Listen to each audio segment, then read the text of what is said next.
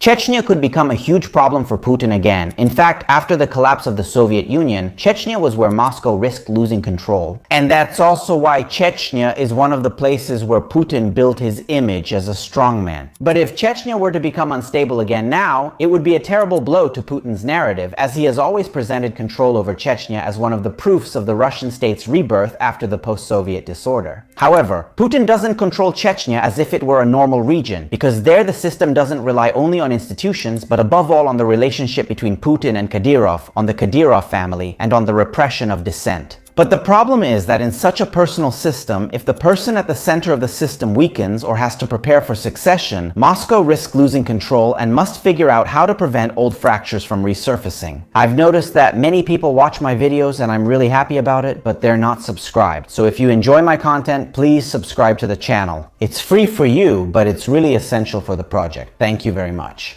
After the collapse of the Soviet Union, Russia was a state with a struggling economy, a weakened political center, and several regions seeking more autonomy. In that context, Chechnya tried to break away from Moscow, and secessionist sentiments emerged as early as 1991 when, after the collapse of the Soviet Union, the Chechen leader Dudayev unilaterally declared Chechnya's independence from the Russian Federation. Initially, the Kremlin tried to resolve the issue with an agreement that would grant Chechnya a certain degree of autonomy, but Dudayev did not accept because he wanted total independence. So in 1994, Russian troops invaded Chechnya, and in 1995 they took Grozny, the capital. However, the Chechen resistance continued, and the war did not end with a Russian victory. In fact, in August 1996, the Chechen separatists launched a surprise counteroffensive and liberated Grozny. The military and political defeat pushed the Russians to negotiate a ceasefire, and an agreement was formalized that led to the withdrawal of Russian forces, thus leaving Chechnya as a de facto independent state, even though it was not recognized. However, after this victory, the Chechen government largely lost control and internal struggles intensified, and above all, Islamic extremism grew. And the situation worsened further in August 1999 when Islamist armed groups based in Chechnya invaded the neighboring Dagestan, which is territory of the Russian Federation, without the consent of the Chechen government. The invasion was carried out in an attempt to support the local separatist rebels. That incursion, of course, led Moscow to intervene, and the Islamist fighters had to withdraw. Importantly, that moment marked the shift between the First and Second Chechen Wars. Because for Moscow, Chechen instability stopped being a crisis confined within Chechnya and started to become a threat to national security, also due to the wave of attacks in Russia for which the Chechens were blamed. This gave the Kremlin and the new Prime Minister Vladimir Putin another reason to justify to the public the return of Russian troops to Chechnya. And the Second Chechen War, unlike the first, ended with a Russian victory. Between 1999 and 2000, Moscow reconquered Grozny and re-established control over Chechnya. In the following years, the rebels shifted from war to guerrilla tactics until operations officially ended in 2009. During this time, Moscow forged its alliance with the Kadyrov family. Because Ahmad Kadyrov, the father of the current leader, was on the side of the separatists during the First Chechen War. But during the Second War, he broke with the jihadists and the more extremist part of the anti-Russian front and sided with Moscow, thus becoming a central figure in the creation of the Chechnya we know today. And it was within this sequence that the Second Chechen War became one of the founding moments of Putinism, because Putin tied his political rise to the promise of restoring the authority of the state. And the Second Chechen War was the proof he needed to show that he was the right man. The fact is that in 2003, Chechen voters approved a new constitution that kept the republic within the Russian Federation. But in 2024, the Chechen president Ahmad Kadyrov was killed in Grozny, and even then, Putin already wanted the power to pass to his son, Razvan Kadyrov.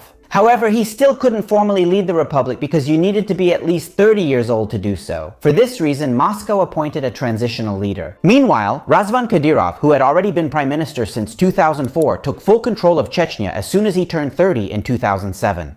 And it was during those years that the Russian method in Chechnya changed, because Moscow realized that to control the region, it needed to rely on a local family capable of guaranteeing order, in exchange for autonomy and federal resources. And this choice allowed Putin to freeze the Chechen problem year after year, but also tied to the stability of the region, to the stability of the Kadyrov family's power. But what is the real relationship between Putin and Kadyrov? The pact between Putin and Kadyrov provides that Moscow grants funding, autonomy, and political protection. while Kadyrov guarantees loyalty to the Kremlin, control of the region, and repression of the separatist threat. This means that Chechnya is formally a republic of the Russian Federation, but in practice a separate state. And Kadyrov, together with his family, is at the center of this system. Kadyrov, who also presents himself as the man who ended the conflict that marked Chechnya in the 2 decades following the fall of the Soviet Union, restoring loyal relations with the Kremlin and rebuilding the region's economy. However, behind this stability, there is also a regime built on repression and the cult of the leader. To be clear, a biography of Ahmad Kadyrov has become required reading in Chechen high schools. More than 300 streets in Chechnya are named after Ahmad Kadyrov, along with the main square of Grozny and many other places. This tells us that Kadyrov's power has become a political dynasty. And for Moscow, this model has been useful because it has guaranteed stability in the region, but it has also created a dependency. The more Kadyrov became the guarantor of order, the more difficult Chechnya became to manage without him. Kadyrov's regime has also built a system of fear and loyalty. A regime accused of human rights abuses like kidnappings, torture, and murders, including of political and personal enemies, not to mention the persecution of minorities, making succession even more complicated.